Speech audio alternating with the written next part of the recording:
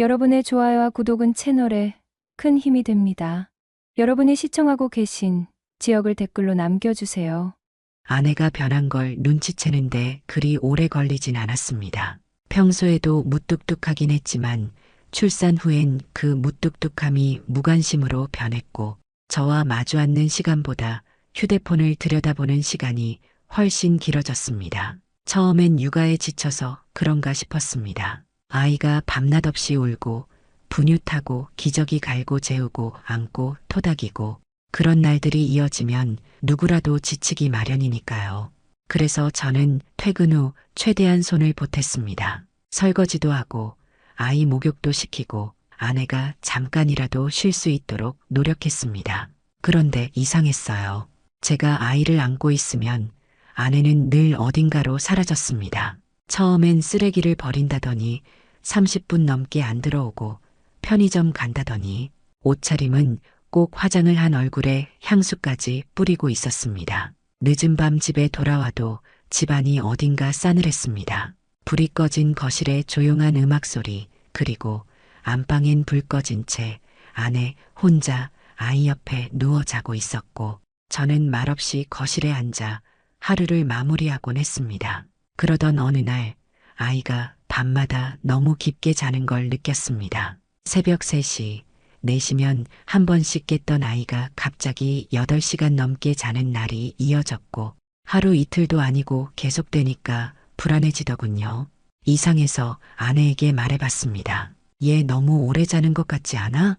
아내는 대수롭지 않다는 듯 요즘 피곤해서 그래.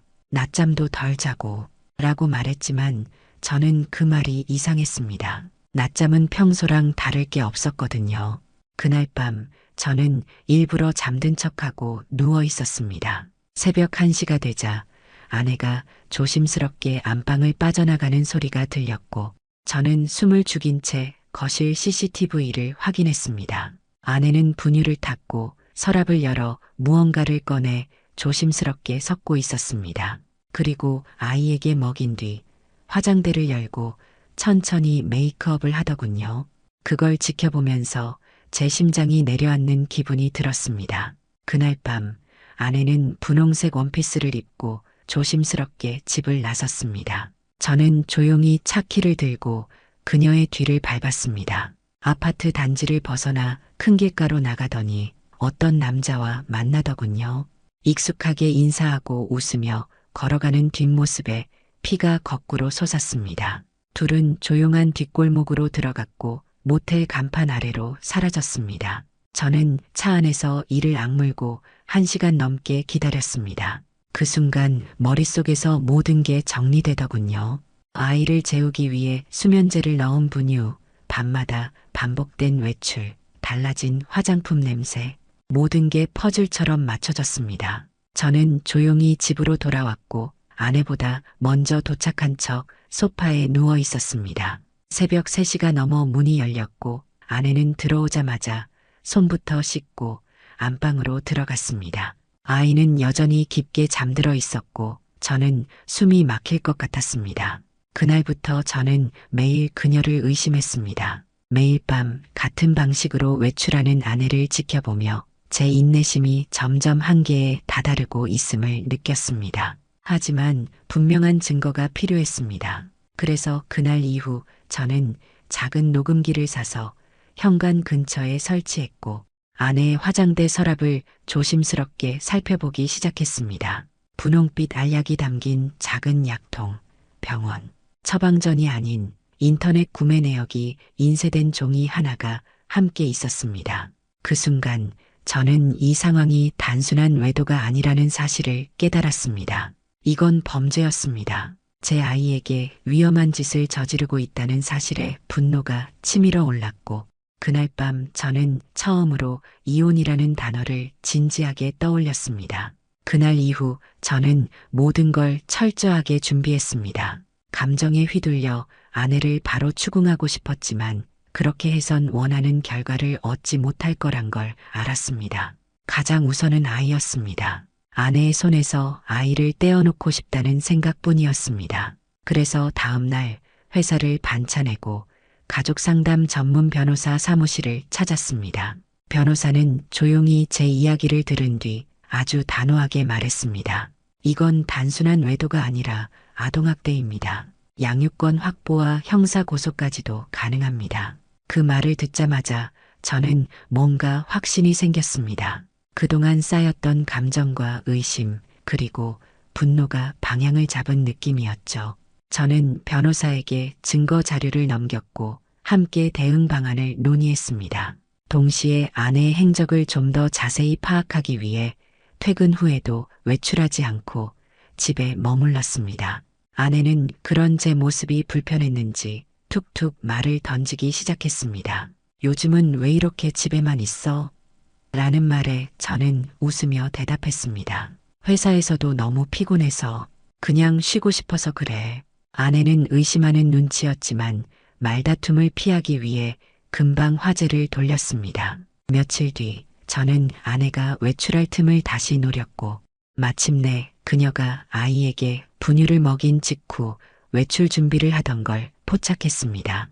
이번엔 아내가 집을 나선 직후 곧바로 아기를 안고 근처 대학병원 응급실로 달려갔습니다. 소아과 의사는 아이 상태를 보고 여러 검사를 진행했고 저는 CCTV 영상 일부와 알약 사진까지 함께 보여주며 상황을 설명했습니다. 의사는 얼굴을 굳히며 말했습니다. 이건 경찰에 바로 신고하셔야 합니다. 하지만 저는 일단 모든 자료를 확보한 뒤 정식 고소를 진행하기로 마음먹었습니다. 이틀 뒤 병원에서 받은 검사 결과지에는 수면 유도제 성분이 미량 검출되었다는 소견이 적혀 있었고 저는 그 종이를 들고 다시 변호사 사무실로 향했습니다. 그날부터 저는 모든 대화와 상황을 녹음하고 카톡 메시지와 휴대폰 위치 기록까지 확보하기 시작했습니다. 아내는 제가 뭔가를 알고 있다는 기미를 느꼈는지 슬슬 불안한 기색을 드러내기 시작했습니다. 저녁마다 저를 흘끔흘끔 쳐다보고 휴대폰을 쥔 손이 전보다 더 조심스러워졌습니다. 심지어는 제가 샤워하는 틈에 제 휴대폰을 몰래 보려던 행동까지 들키고 말았습니다. 뭐 하는 거야? 라고 물었더니 아내는 화들짝 놀라며 그냥 요즘 당신 이상해서 라고 얼버무렸습니다. 이제는 반격을 시작할 타이밍이라는 생각이 들었습니다. 저는 일부러 아내 앞에서 변호사와 통화하는 척 연기를 했고 그녀의 표정이 순식간에 굳는 걸 확인했습니다. 그날 밤 아내는 외출하지 않았습니다. 저를 의식해서인지 아이 옆에 붙어 누워 있었고 한참 동안 휴대폰만 만지작거리고 있었습니다. 저는 그녀의 행동 하나하나를 지켜보며 조용히 계획을 더 세밀하게 조정했습니다. 이제 남은 건 상간남의 정체를 파악하는 일이었습니다. 아내의 대화 내용을 역추적하면 금방 찾을 수 있을 거란 생각에 다음 날 몰래 그녀의 휴대폰을 백업했습니다. 그 안엔 수많은 메시지가 담겨 있었고 그중 일부는 저를 그대로 얼어붙게 만들었습니다. 오늘도 내가 보고 싶어? 빨리 애 재우고 나와. 라는 문장, 그리고 모텔 간판이 찍힌 사진. 모든 게 정리되는 순간이었습니다. 아내와 그 남자, 이제 그 둘의 끝장을 볼 준비가 되었습니다. 다음 날 아침, 저는 일부러 평소보다 일찍 일어나 부엌에 앉아 있었습니다. 아내는 당황한 얼굴로 거실을 지나가다 제 눈치를 살폈고 저는 태연하게 커피를 마시며 신문을 넘겼습니다. 그녀는 한참 동안 무언가 고민하는 표정이었고 결국 조심스럽게 물었습니다. 혹시 요즘 뭐 불편한 거 있어? 저는 고개를 저으며 웃었습니다. 아니, 그냥 생각이 많아서 그래. 걱정 마. 그 말에 아내는 잠시 안도하는 듯 했지만 시선은 여전히 불안정하게 흔들렸습니다. 그날 오후 저는 아내가 샤워하는 사이 그녀의 화장대 안쪽을 다시 살폈습니다. 수면 유도제 알약은 여전히 그 자리에 있었고 더 놀라운 건 작게 적힌 메모장이었습니다. 거기엔 분유에 두 알에 자면 나가기 민수 연락 같은 글귀가 적혀 있었죠. 저는 손이 부들부들 떨렸지만 냉정을 유지하며 사진을 찍고 다시 제자리에 뒀습니다. 그 순간 확신이 들었습니다. 이건 단순한 감정적 일탈이 아니었습니다. 아이를 마치 장애물처럼 여기며 계획적으로 수면제를 먹이고 있었던 겁니다. 제 아이를 위해서라도 저는 더 이상 망설일 수 없었습니다. 그날 밤 아내는 외출을 하지 않았습니다. 마치 모든 걸 눈치챈 것처럼 조심스럽게 제 눈치를 받고 저는 일부러 태연한 얼굴로 함께 드라마를 보며 앉아 있었습니다. 분위기는 어색했지만 겉으로는 아무렇지 않게 웃기도 했습니다. 그녀는 끝내 아무 말도 꺼내지 않았습니다. 하지만 저는 알고 있었습니다. 조만간 다시 움직일 거라는 걸. 그리고 그 타이밍을 제가 잡을 겁니다. 증거는 충분했고 다음은 그 남자 민수라는 이름의 상간남이었습니다. 다음 날 저는 아내의 카카오톡 메시지를 토대로 민수의 직장 위치를 파악했고 직접 그의 회사 앞까지 찾아갔습니다. 정장을 입은 남자가 퇴근하며 웃으며 전화를 받는 모습, 차에 올라타는 모습, 모든 걸 영상으로 남겼습니다. 이제 모든 퍼즐이 완성되고 있었습니다. 저는 마지막으로 준비를 마치고 다음 주 정식으로 변호사와 상간자 소송을 접수하기로 했습니다. 그 둘이 어떤 반응을 보이든 저는 전혀 개의치 않았습니다. 중요한 건 아이를 지키는 것이었고, 그리고 제가 이 결혼, 생활에서 받은 모멸감에 대한 철저한 대가를 그들에게 안겨주는 일이었습니다. 민수라는 이름 하나로 모든 게 명확해졌습니다. 저는 아내의 휴대폰에 남겨진 대화와 사진을 바탕으로 민수의 직장, 거주지, 차량 번호까지 빠르게 정리했습니다. 그 과정이 마치 수사처럼 느껴졌지만 저는 끝까지 차분하게 움직였습니다. 감정에 휩쓸리면 안 되는 상황이었으니까요. 다음 날 저는 다시 변호사 사무실을 찾았습니다. 민수에 대한 정보를 모두 전달했고 변호사는 곧장 상간자 소송 준비에 들어갔습니다. 이 정도면 충분히 승소 가능합니다. 상대방에게 경고장을 보내고 동시에 고소장을 접수하겠습니다. 그 말을 들으니 속이 다 시원해졌습니다. 드디어 끝이 보인다는 안도감이 밀려왔습니다. 그날 밤 아내는 평소와 다름없이 분유를 타고 아이에게 먹였고 다시 외출 준비를 시작했습니다. 저는 그 모습을 멍하니 바라보며 속으로 숫자를 세고 있었습니다. 마치 폭풍이 몰려오기 직전 모든 게 조용한 순간처럼 느껴졌습니다. 아내가 현관문을 나서는 걸 보고 저는 휴대폰을 꺼내 녹음 버튼을 눌렀습니다. 그리고 조용히 차량을 끌고 뒤따라갔습니다. 이미 그들이 만나던 장소는 익숙했고 이번에도 어김없이 같은 모텔 앞에서 둘은 만났습니다. 그 장면을 멀리서 지켜보며 저는 손에 든 카메라 셔터를 눌렀습니다. 그 순간 마음 한구석이 찢어지는 듯했지만 동시에 차가운 냉정함이 저를 지배하고 있었습니다. 저는 바로 그 증거를 변호사에게 전송했고 그날 밤 민수의 회사와 집 앞으로 각각 내용 증명이 발송됐습니다. 이제 돌이킬 수 없는 전쟁이 시작된 겁니다. 다음 날 아침 아내는 여느 때와 다름없이 부엌에 앉아있던 저에게 말을 걸었습니다. 오늘은 일찍 나가? 저는 조용히 고개를 끄덕였습니다. 그리고 차분하게 말했습니다. 변호사랑 약속이 있어서 이젠 너한테도 얘기 좀 해야 할 것 같아서. 아내의 얼굴이 하얗게 질리는 걸 보며 저는 말없이 커피를 마셨습니다. 그날 오후 민수는 회사에 도착한 내용 증명을 보고 발작하듯 전화를 걸어왔습니다. 무슨 짓이야? 내 와이프가 먼저 접근한 거야. 나한텐 책임 없어. 저는 조용히 말했습니다. 우리 아이한테 수면제를 먹이게 시킨 내 책임도 없다고 할 거냐? 민수는 더 이상 아무 말도 하지 못했고 통화는 그대로 끊겼습니다. 오후 늦게 아내도 변호사로부터 전달받은 고소장 복사본을 확인했는지 집에 들어서자마자 주저앉았습니다. 당신 지금 뭐 하는 거야? 나한테 왜 이래? 우리 얘기 좀 해보자. 저는 그녀의 말에 냉정하게 대답했습니다. 이젠 얘기할 시간도 감정도 없어. 아이한테 그런 짓 한 순간부터 너는 엄마도 아니고 아내도 아니야. 아내는 엉엉 울기 시작했고 그 울음소리를 들으면서도 저는 전혀 흔들리지 않았습니다. 지금까지 참고 외면하고 모른 척한 제 자신이 바보 같았다는 생각만 들었습니다. 아이 방 문을 열어 조용히 자고 있는 아이를 한번 바라봤습니다. 더는 이 아이가 위험한 엄마 곁에서 자라게 둘 수 없다는 생각에 저는 거실로 돌아와 말없이 짐을 챙기기 시작했습니다. 어디 가는데?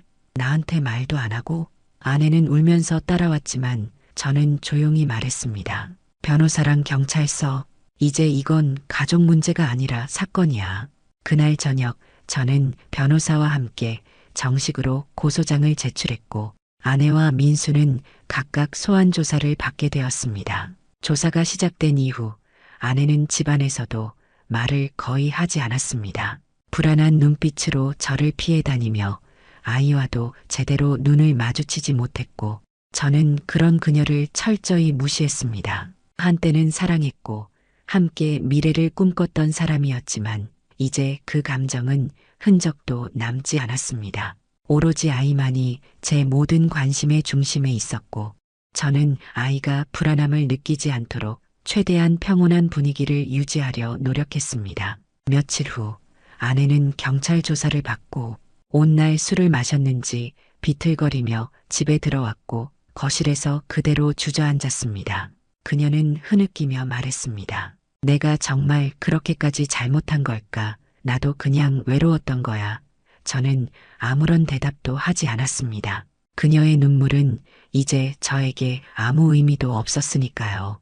다음 날 변호사로부터 연락이 왔습니다. 민수 측에서 합의를 요청해왔다는 내용이었습니다. 금전적 보상으로 마무리 짓자는 뻔뻔한 제안이었고 저는 단호하게 거절했습니다. 아이에게 수면제를 먹인 행위는 절대 금전으로 덮을 수 없습니다. 변호사도 고개를 끄덕이며 말했습니다. 이건 단순한 불륜이 아닙니다. 상대방이 어떤 대가를 치르는지 끝까지 확인하시죠. 민수는 이후 조사에서 자신이 아내에게 수면제 사용을 부추긴 건 아니라고 주장했습니다. 하지만 이미 확보된 메시지 내용과 메모, 병원 진단서까지 증거가 명확했고 경찰 측에서도 혐의를 부인하기 어려운 상황이라 판단했습니다. 아내는 점점 심리적으로 몰려갔습니다. 불면증이 심해졌는지 새벽에도 거실에서 멍하니 앉아 있거나 창밖만 바라보곤 했고 저는 그런 모습에도 전혀 동요되지 않았습니다. 자신이 저지른 잘못의 대가를 고스란히 느끼게 하고 싶었습니다. 하루는 아내가 제게 조심스럽게 말을 꺼냈습니다. 우리 이혼하고 아이는 같이 키우면 안 될까? 저는 단호하게 고개를 저었습니다. 아이를 재우기 위해 수면제를 넣었던 사람이 같이 키우자고 말할 자격이 있다고 생각해? 그녀는 더 이상 아무 말도 하지 못했고 눈을 감은 채로 고개를 숙였습니다. 그날 밤 저는 아이 옆에서 오랜만에 마음 편히 잠을 잤습니다. 모든 진실이 드러났고 이제는 법적 절차만 남아 있었습니다. 며칠 뒤 법원으로부터 첫 신문 날짜가 확정됐다는 통보를 받았습니다. 저는 드디어 마지막 단계에 접어들었다는 실감이 들었고 제 마음은 더 단단해졌습니다. 그날 저녁 저는 아내에게 조용히 말했습니다. 다음 주부터는 집에서 나가줬으면 좋겠어. 아이는 내가 데리고 있고 너는 너대로 준비해. 아내는 아무 말 없이 고개를 끄덕였습니다. 이제는 그마저도 반항하지 않았습니다. 그렇게 우리의 마지막 동거는 조용히 끝을 향해 흘러가고 있었습니다. 며칠 후 아내는 짐을 싸기 시작했습니다. 큰 가방에 옷을 구겨 넣고 서랍에서 자신의 물건들을 하나하나 꺼내 정리하는 모습은 마치 이 집에서 처음 나갈 때보다 더 조용하고 쓸쓸해 보였습니다. 그녀는 무언가 말하고 싶은 듯 했지만 끝내 입을 열지 못했고 저는 일부러 아이와 거실에서 놀아주며 신경 쓰지 않는 척했습니다. 이 집에서 나가는 마지막 순간까지 그녀에게 어떤 위로도 줄 생각은 없었습니다. 아내가 현관문 앞에 서서 조용히 신발을 신었고 저는 아이를 안고 조용히 인사도 없이 고개만 돌렸습니다. 그녀는 조용히 문을 닫고 나갔고 그 순간 집안에 정적이 찾아왔습니다. 혼자 남은 공간이었지만 저는 오히려 편안함을 느꼈습니다. 그날 저녁 변호사로부터 문자가 왔습니다. 민수 측 상간소송 답변서 제출됨. 부인하지 않고 있음. 재산 정보 확인 중. 그 문장을 보고 저는 묵묵히 고개를 끄덕였습니다. 결국 그들도 이 싸움에서 도망칠 수 없다는 걸 받아들이기 시작한 거였습니다. 민수의 가족에게도 이 일이 전해졌다는 소식이 들려왔고 그의 직장 역시 불륜 사실을 인지한 상태였습니다. 사회적으로도 그에게 돌아갈 후폭풍은 이제부터 시작일 겁니다. 저는 복잡한 감정보다는 조용한 만족감을 느꼈습니다. 누군가는 그 대가를 치러야만 했고 저는 그 일을 끝까지 책임지고 밀어붙이고 있었습니다. 그리고 아이는 그 모든 상황 속에서도 해맑게 웃고 있었습니다. 그 미소 하나만으로도 저는 다시 하루를 살아갈 이유를 느낄 수 있었습니다. 이 아이만은 절대로 다시 위험한 상황에 두지 않겠다고 다짐했습니다. 법원 신문 당일 저는 아이를 부모님께 맡기고 정장 차림으로 법정에 섰습니다. 아내도 정장에 머리를 묶은 채 나왔지만 평소와는 다르게 자신감 없는 표정이었습니다. 판사는 조용한 목소리로 우리 부부의 상황을 확인하고 제출된 자료들을 하나하나 훑어보기 시작했습니다. 병원 진단서, 수면제 사진, 문자 메시지, 녹음 파일, 증거는 너무나 명확했고 아내는 시선을 바닥에 고정한 채 아무 말도 하지 못했습니다. 민수는 별도로 조사받는 중이었고 이번 신문은 저희 부부의 양육권과 이혼에 관한 첫 공식 절차였습니다. 판사는 몇 가지 질문을 한 뒤 저에게 아이를 홀로 돌볼 수 있는지 물었습니다. 저는 고개를 끄덕이며 또박또박 대답했습니다. 저는 이미 육아휴직을 신청했고 부모님의 도움도 받고 있습니다. 무엇보다 아이의 안전이 가장 중요합니다. 제 말에 판사는 조용히 메모를 하며 고개를 끄덕였습니다. 아내는 가만히 앉아 있다가 마침내 입을 열었습니다. 전 정말 다시 기회를 얻고 싶어요. 아이를 일부러 해치려고 그런 건 아니었습니다. 너무 지쳐 있었고 외로웠고 돌이킬 수만 있다면 하지만 그녀의 말은 법정 안을 감동시키지 못했습니다. 판사는 중립적인 목소리로 말했습니다. 그런 감정적 설명보다는 구체적인 상황 설명이 필요합니다. 수면제 투여는 정황상 반복적으로 일어났고 명백한 학대 행위로 볼 수 있습니다. 그 순간 아내의 눈에 눈물이 고였고 저는 고개조차 돌리지 않았습니다. 재판은 일단 정식 변론 준비를 위한 절차로 마무리됐고 저는 변호사와 함께 법정을 빠져나왔습니다. 밖에서 저는 하늘을 올려다봤습니다. 흐린 날씨였지만 마음만은 이상하게 가벼웠습니다. 돌아오는 길에 부모님 댁에 들러 아이를 데려오자 아이는 저를 보며 환하게 웃었습니다. 그 작은 미소가 얼마나 큰 위로가 되는지 새삼 느꼈습니다. 저는 아이를 안고 말했습니다. 조금만 더 기다려. 아빠가 너를 위해 끝까지 싸울게. 며칠 후 민수 측으로부터 다시 연락이 왔습니다. 이번엔 사과의 뜻과 함께 조건 없는 손해배상 수용 의사를 밝혀왔습니다. 법정까지 가면 그들 입장도 너무 불리하다는 걸 인정한 셈이었습니다. 저는 고개를 끄덕이며 서류 정리를 부탁했고 변호사는 한숨을 내쉬며 말했습니다. 이제 정말 끝이 보입니다. 그 말을 들으니 무거운 짐 하나가 어깨에서 내려간 듯한 기분이었습니다. 아내에겐 이미 양육권 박탈과 정신과 진단서까지 불리한 상황이었고 변론기일 전에 모든 게 정리될 수 있다는 확신이 들었습니다. 저는 조용히 그러나 단호하게 이 결혼의 마침표를 찍을 준비를 하고 있었습니다. 그날 밤 아내는 집으로 잠깐 들러 옷가지 몇 가지를 챙겼습니다. 법정에서 돌아온 이후 그녀는 집안에 발을 들이는 것도 조심스러워 보였고 저와는 단 한마디 대화도 없었습니다. 거실에 놓인 가족 사진 앞에 서서 멍하니 서 있던 그녀의 뒷모습이 어딘가 낯설었습니다. 하지만 그 낯설미 전혀 슬프지도 아쉽지도 않았습니다. 저는 아이와 놀고 있던 손을 멈추지 않았고 아내가 조용히 문을 닫고 나가는 소리만 들렸습니다.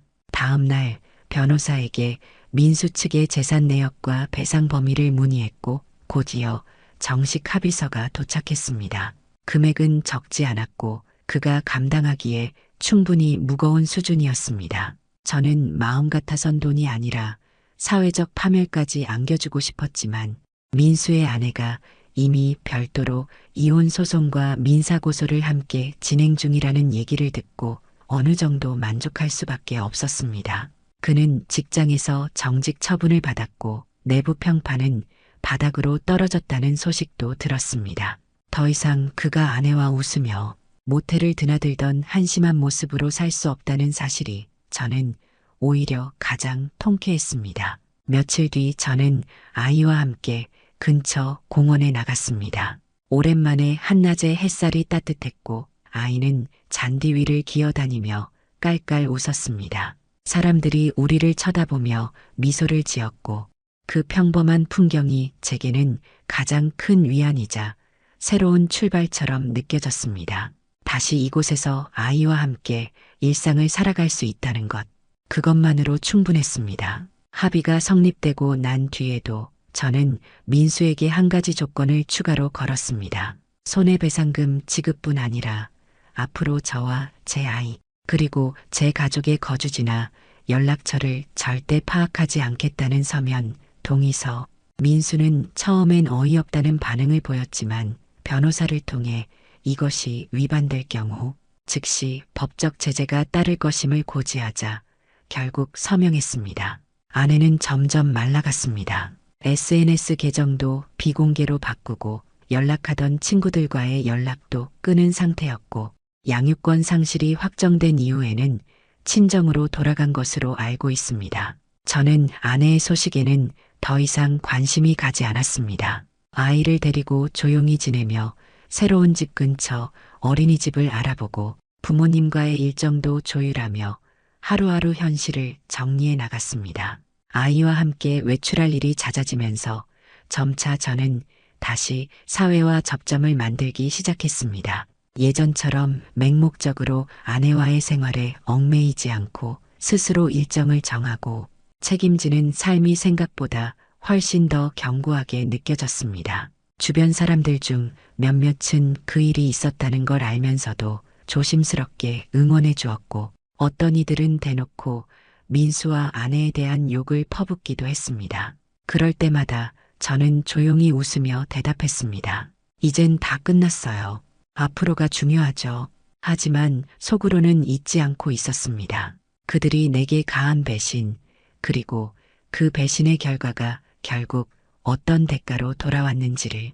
몇 달이 지나자 민수는 회사를 떠났다는 소문이 들려왔고 상간소송과 별도로 직장 내 징계도 진행됐다는 얘기도 있었습니다. 그제야 진짜 끝났다는 실감이 들었습니다. 어느 날 밤 아이를 재우고 혼자 앉아 있는데 문득 지난날의 제 모습이 떠올랐습니다. 아이가 태어나던 순간 그 병원 복도에서 두려움에 떨던 제 모습이요.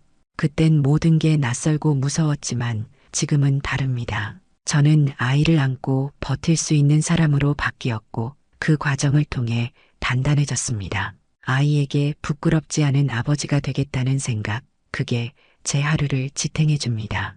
그 누구보다도 아이를 행복하게 만들 자신이 있습니다. 어느 날은 우연히 동네 마트에서 아내의 친한 친구였던 사람을 마주쳤습니다. 그녀는 저를 보자 당황한 듯 고개를 숙였고 잠시 후 조심스럽게 말을 걸어왔습니다.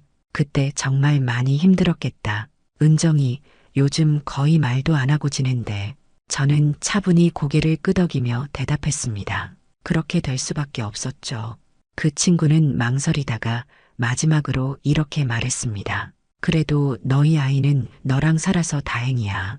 그 말을 듣는 순간 마음 한켠이 찡하게 울렸습니다. 저는 웃으며 인사하고 돌아섰지만 아이의 손을 꼭 잡은 손끝이 조금 더 힘이 들어갔습니다. 아이는 마트 장난감 코너에서 사달라고 보채다가 제가 간식 하나를 집어주자 금세 잊은 듯 웃었습니다. 그 단순한 웃음이 제겐 세상 그 무엇보다 소중했습니다. 시간이 조금씩 흘렀고 저는 직장에 복귀하면서도 퇴근 후에는 아이와 함께하는 시간을 빼놓지 않았습니다. 주말에는 놀이공원도 가고 도서관에도 함께 갔습니다. 그 모든 순간이 제가 다시 살아있음을 느끼게 해주었고, 이전에는 몰랐던 삶의 소중함을 새삼 깨닫게 해주었습니다. 이제는 누가 뭐라고 해도 흔들리지 않을 자신이 있었습니다. 아내가 다시 돌아온다 해도, 민수가 사과를 100번 한다 해도 그 어떤 감정도 저를 흔들지 못할 겁니다.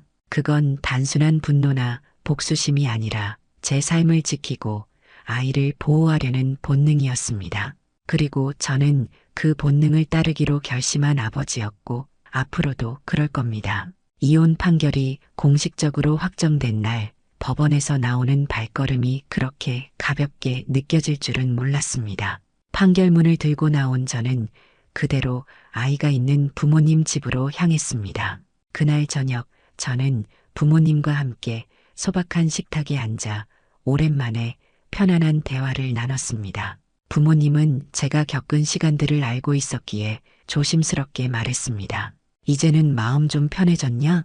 저는 고개를 끄덕이며 웃었습니다. 이제 진짜 시작이죠. 어머니는 아이를 안으며 말했습니다. 그래도 참 잘 버텼다. 그깟 여자 때문에 망가질 사람 아니지. 그 말을 듣고 나니 가슴속에 쌓여있던 무언가가 스르르 녹아내리는 기분이 들었습니다. 아이는 할머니 품에서 제잘대며 웃었고 저는 그 모습을 보며 조용히 커피 한 잔을 마셨습니다. 몇 주 후 저는 아내와의 모든 법적 절차를 마무리했고 상간자 민수와의 민사소송도 종결됐습니다. 그의 재산 일부가 가압류되었고 법원은 제게 손해배상 일부를 즉시 지급하라는 판결을 내렸습니다. 그 소식을 들은 날 밤 저는 깊은 숨을 내쉬며 모든 것이 끝났다는 실감을 했습니다. 민수는 결국 직장을 잃었고 이혼까지 진행 중이라 들었습니다. 그렇게 그에게도 대가가 주어진 겁니다. 이제는 더 이상 그들을 떠올리지 않게 되었습니다. 아이의 웃음과 성장만이 제 하루를 이끌어주는 중심이었습니다. 직장에서는 복귀한 지 얼마 되지 않아 다시 적응하느라 바빴고 집에 돌아오면 육아에 집중했습니다. 밤늦게 아이를 재운 뒤 책상 앞에 앉아 하루를 돌아보는 그 시간이 제겐 너무나 소중했습니다. 아이가 학교에 들어가기 전까진 이 도시에서 살아갈 예정이었고 그 후에는 조금 더 쾌적한 외곽으로 옮길 생각도 했습니다. 무리하지 않게 그러나 분명한 방향으로 삶을 이끌어가고 있었고 매 순간을 실수 없이 살기 위해 조심했습니다. 아이에게 더 좋은 환경을 만들어주기 위해 그리고 다시는 어리석은 감정에 휘둘리지 않기 위해 말입니다. 이따금씩은 아내가 어떤 삶을 살고 있을지 궁금해질 때도 있었습니다. 하지만 그건 그저 스쳐 지나가는 생각일 뿐 지금 제게는 아무 영향도 없는 일이었습니다. 저는 다시는 누군가에게 내 삶을 맡기지 않을 겁니다. 책임지지도 못할 약속을 듣고 기대하는 어리석은 남편, 그런 사람으로는 절대 돌아가지 않을 겁니다. 그러던 어느 날 어린이집 선생님으로부터 연락이 왔습니다. 아이가 낮잠을 자다가 깨어나 울었다는 겁니다. 평소 그런 일이 없던 터라 저는 곧바로 어린이집으로 달려갔습니다. 아이를 안고 나오는 순간 저는 괜찮다고 다독이면서도 마음이 복잡했습니다. 아이는 제가 안아주자 금세 진정됐고 선생님은 조심스럽게 말했습니다. 아빠가 문 앞에 없을까봐 울었어요. 아마도 아이가 요즘 정서적으로 예민한 상태인 것 같아요. 저는 고개를 끄덕이며 감사 인사를 드리고 아이를 데리고 나왔습니다. 그날 저녁 아이가 잠든 뒤 저는 오래도록 창밖을 바라보았습니다. 저 하나만 믿고 의지하는 아이가 겪었을 불안과 외로움을 떠올리니 마음 한구석이 무거워졌습니다. 그동안은 이혼 소송과 복수에만 집중하다 보니 아이의 감정까지는 세세히 들여다보지 못했던 것 같습니다. 그 순간 저는 결심했습니다. 더 이상 지난 사람들에 대한 분노나 상처에 에너지를 쏟지 않겠다고. 앞으로는 온전히 아이의 마음을 살피고 그 웃음 하나에 모든 삶의 중심을 맞추겠다고 다짐했습니다. 그 다짐은 곧 저의 새로운 삶의 태도가 되었고 저는 더 따뜻한 아버지로 변화해 가고 있었습니다. 그로부터 며칠 뒤 동네 육아 커뮤니티에서 같은 또래 아이를 둔 부모들과 작은 모임을 갖게 되었습니다. 처음엔 어색했지만 서로의 고민을 나누고 아이들끼리 어울리는 모습을 보며 조금씩 마음이 풀렸습니다.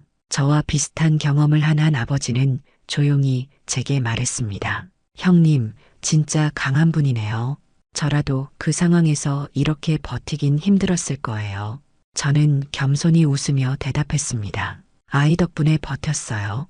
그게 아니었으면 진작 무너졌을 겁니다. 그렇게 제 삶은 점점 새롭게 채워지고 있었고, 저는 매일 감사하며 하루를 마무리하고 있었습니다. 몇 해가 흘렀습니다. 아이는 이제 유치원에 다니며 말도 곧잘하고 스스로 옷을 고르는 나이가 됐습니다. 아침이면 저를 깨우러 오고 저녁이면 오늘은 뭐 해줄 거야? 하며 애교를 부립니다. 시간이 참 빠르다는 걸 실감합니다. 그 시절엔 하루하루가 지옥 같았는데 이젠 그날들이 마치 먼 옛날 일처럼 느껴집니다. 저는 그 사이 직장에서도 안정된 자리를 잡았고 아이를 위한 저축도 조금씩 늘려가고 있습니다. 주변 사람들은 저를 두고 정말 잘 이겨냈다고들 말하지만 사실 그 모든 시간의 버팀목은 아이였습니다. 저보다 더 어린 존재가 제 삶을 지켜준 셈이었죠. 아내는 몇 번 아이를 보고 싶다는 연락을 해왔습니다. 하지만 저는 단호하게 거절했습니다. 아직은 아닙니다. 아이가 어릴 적 경험한 그 불안과 혼란이 완전히 사라진 것도 아니고 무엇보다 저는 아이를 지키는 게 가장 우선이었습니다. 민수는 소문에 따르면 결국 지방으로 내려갔다고 들었습니다. 한때는 당당하던 그가 이젠 사람들 눈을 피해 살고 있다니 인생이 참 공평하다는 생각이 들었습니다. 그들의 결말은 예상한 그대로였고 저는 더 이상 관심조차 두지 않았습니다. 언젠가 아이가 다 크고 상황이 정리되면 그때 가서 과거에 대해 차분히 이야기할 날이 오겠지요. 하지만 지금은 아닙니다. 지금은 아이가 세상을 밟고 건강하게 살아갈 수 있도록 옆에서 든든히 지켜주는 아버지가 되어야 할 시간입니다. 하루는 아이가 제게 물었습니다. 아빠, 우리 집엔 왜 엄마가 없어? 저는 잠시 말을 고르다 아이의 눈을 보며 대답했습니다. 엄마는 멀리 살고 있어. 지금은 아빠랑 사는 게 더 좋아서 그런 거야. 아이는 그 말을 듣고 고개를 끄덕였고 이내 다른 장난감을 들고 와 놀자고 했습니다. 그 순간 저는 문득 깨달았습니다. 아이에게 가장 중요한 건 지금 곁에 있는 사랑이라는 걸. 그날 밤 저는 아이와 함께 조용히 누워 천장을 바라봤습니다. 아무 말 없이 아이의 숨소리를 듣고 있으니 마음이 따뜻해졌습니다. 과거는 더 이상 저를 괴롭히지 않았고 복수도 끝났습니다. 그들은 자신들이 만든 나락에 빠졌고 저는 아이와 함께 그 어둠에서 빠져나와 새로운 세상을 살아가고 있었습니다. 이제는 말할 수 있습니다. 정말 끝났다고. 그리고 우리는 행복하다고. 시간이 조금 더 흐른 뒤 저는 정식으로 민수에게 마지막 청구 절차를 밟았습니다. 그가 아직 납부하지 않은 손해배상금의 일부를 강제 집행하기 위해 법원에 요청했고 마침내 그의 소유로 되어 있던 차량과 예금 계좌 일부가 압류됐다는 소식을 받았습니다. 그 순간 마음 한켠에서 묵직하게 눌러왔던 무언가가 스르르 풀리는 느낌이 들었습니다. 이건 단순한 돈 문제가 아니었습니다. 제가 겪은 배신과 모욕에 대한 대가 그리고 제 아이의 안전을 위해 끝까지 싸웠다는 확인이었습니다.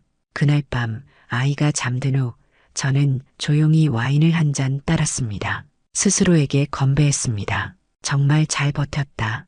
여기까지 온 게 기적이다. 그리고 앞으로 더 나아가야 한다는 결심을 다시 다졌습니다. 아이와 함께하는 일상은 이제 평온했습니다. 매주 토요일엔 같이 도서관에 가고 일요일 저녁엔 직접 밥을 차려 먹었습니다.